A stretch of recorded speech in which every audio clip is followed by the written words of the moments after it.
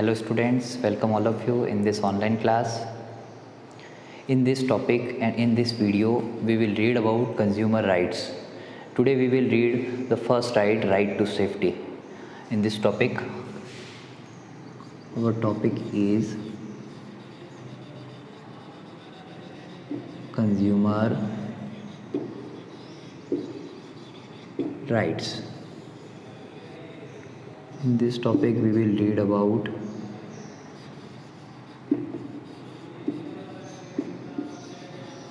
right to safety. Now let's begin.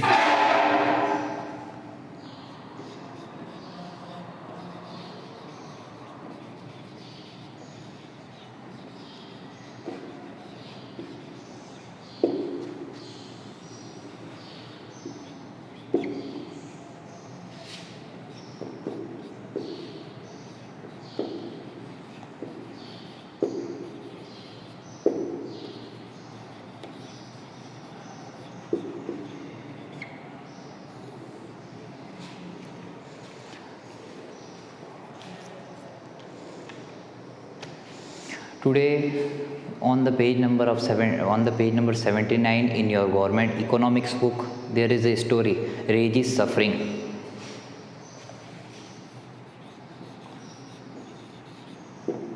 Reggie's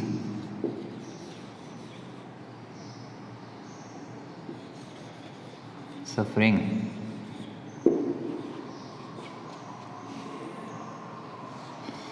In this is now let's come read the story.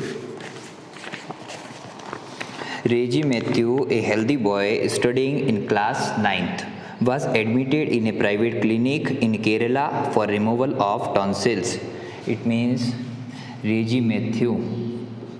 The name of boy is Reggie Matthew. A healthy boy studying in class 9th. He was a student of class 9th. Was admitted in a private clinic in Kerala for removal of tonsils. The state of boy is Kerala. Okay.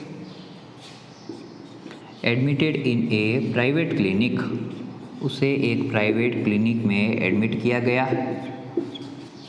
For the removal of tonsils, यानी कि उसे tonsils वाली गले में जो tonsils हो जाते हैं ये वाली प्रॉब्लम हो गई थी और इसके ट्रीटमेंट के लिए उसे एक प्राइवेट क्लिनिक में एडमिट किया गया. An ENT surgeon perform the tonsillectomy operation under general anaesthesia. ENT surgeon के पास ट्रीटमेंट चला है. उस ENT सर्जन ने टॉन्सिलेक्टोमी यानी कि टॉन्सिल्स ठीक करने का जो सर्जिकल मेथड होता है उससे यूज़ किया और उस स्टूडेंट को एनेस्थेसिया दिया. एनेस्थेसिया मतलब बेहोशी का इंजेक्शन लगाना, निश्चेतना, हिंदी लैंग्वेज में बोलते हैं निश्चेतना या फिर बेहोशी का इंजेक्शन. बेहोशी की दवा इंजेक्शन देने के बाद में उन्होंने टॉन्सिलेक्टोमी की सर्जरी की उस स्टूडेंट पे. अब टॉन्सिलेक्टोमी परफॉर्म किया गया.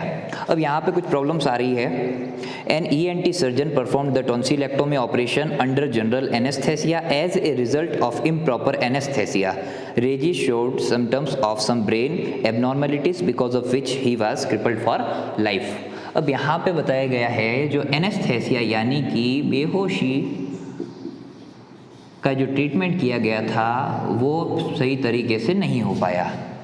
इसके कारण उस स्टूडेंट को कुछ ब्रेन एबनॉर्मेलिटीज होने लगी यानी कि रिलेटेड टू ब्रेन प्रॉब्लम्स. ये एबनॉर्मेलिटी किसी भी तरह की हो सकती है, लाइक सिर का बहुत हैवी रहना, ब्रेन में पेन होना, माइग्रेशन होना, मैनी टाइप्स ऑफ प्रॉब्लम, बहुत अलग अलग तरह की प्रॉब्लम हो सकती है. तो इन सब के चलते देखा गया कि वो स्टूडेंट अपनी लाइफ के लिए सफ़र कर रहा था, पीड़ित हो रहा था, अपनी ज़िंदगी के लिए वो जद्दोजहद कर रहा था. ऐसी कंडीशन में आगे बताया गया है his father filed A complaint in the state consumer dispute redressal commission claiming compensation of ₹5 lakh for medical negligence and deficiency in service.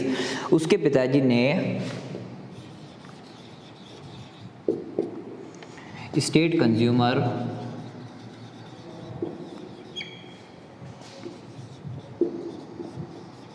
Disputes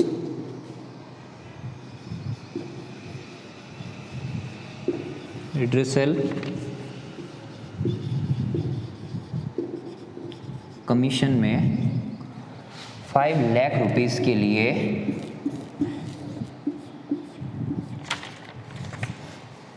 complaint file की। State consumer dispute redressal commission, it means राज्य उपभोक्ता विवाद निवारण केंद्र।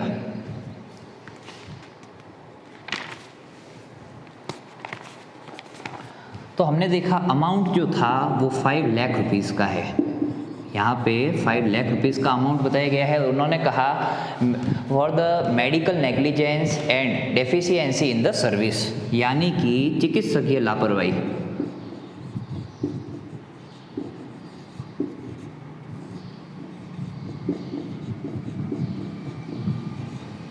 उन्होंने claim किया चिकित्सकीय लापरवाही और कमी के चलते हुए उनका जो बेटा यानी कि उसके पिताजी ने अपने बेटे के लिए कंप्लेंट की थी वो सफ़र कर रहा है और 5 लाख रुपीस का फाइन उन्होंने उनके अगेंस्ट में फाइल किया।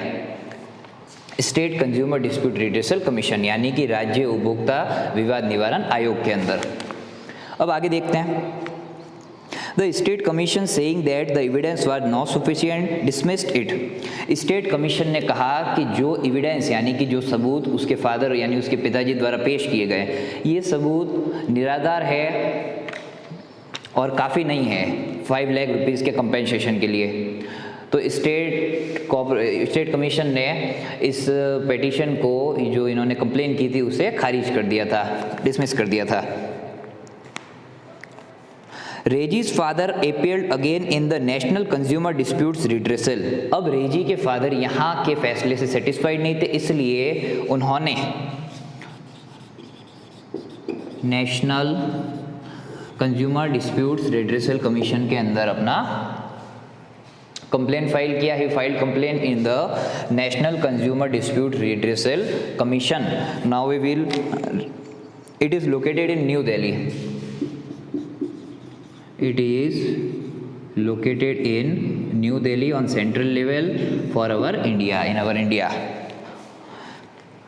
The National Commission, after looking into the complaint, held the hospital responsible for medical negligence and directed it to pay the compensation. National commission ने इन्वेस्टिगेशन किया। इन्वेस्टिगेशन के बाद में उन्होंने फाइनली इस रिज़ल्ट पे पहुँचे कि इसमें जो गलती रही है वो हॉस्पिटल की यानी क्लिनिक की रही है और ये मेडिकल नेग्लिजेंस यानी कि चिकित्सकीय लापरवाही है और उसके कारण उन्होंने हॉस्पिटल पे फाइन लगाया और उनको बाध्य किया यानी कि उनको स्ट्रिक्टली इस चीज़ के लिए कि 5 लाख रुपीज़ का फ़ाइन आपको पेशेंट को देना पड़ेगा। तो फ्रेंड्स, हम ये पूरी स्टोरी हमने देखी। इस स्टोरी से हमें एक चीज़ सीखने के लिए मिलती है। यहाँ पे आज हमारा टॉपिक है राइट टू सेफ्टी। इसका हिंदी मीनिंग है सुरक्षा का अधिकार। एक कस्टमर कोई प्रोडक्ट लेता है या किसी सर्विस को हायर करता है तो उस प्रोडक्ट में और उस सर्विस के अंदर सबसे पहले राइट टू सेफ्टी का होना ज़रूरी है। जैसे कि हम बात करते हैं कार के अंदर एयर बैग आता है, स्टीयरिंग पर कार पर एयर बैग आता है, उस एयर बैग का काम है सेफ्टी। तो कस्टमर की सेफ्टी कार बनाने वाली कंपनी का एक रिस्पॉन्स, ये उनकी जिम्मेदारी बनती है कि कस्टमर की सेफ्टी रहे। बाइक के अंदर भी मेडिकल किट आता है, वो मेडिकल किट जो बाइक चलाने वाले या उस पर सवारी करने वाले या फिर ड्राइवर की सेफ्टी के लिए होता है। In case of any injury, any minor accident first aid किया जा सकता है। तो राइट टू सेफ्टी के अंदर ये सब चीज़ें आती है। नेक्स्ट वीडियो में हम ऐसे बहुत सारे प्रोडक्ट के बारे में पढ़ेंगे कि कौन कौन से प्रोडक्ट, कौन कौन सी कंपनीज राइट टू सेफ्टी के लिए गवर्नमेंट इनको कंपलसरी बाधित करती है और कस्टमर्स के पास में, कंज्यूमर के पास में क्या क्या राइट्स है अपनी राइट टू सेफ्टी को लेकर। If you found any type of issue, any type of complaint or any type of problem, if you face any type of problem, you can leave comment in the comment section. Thank you.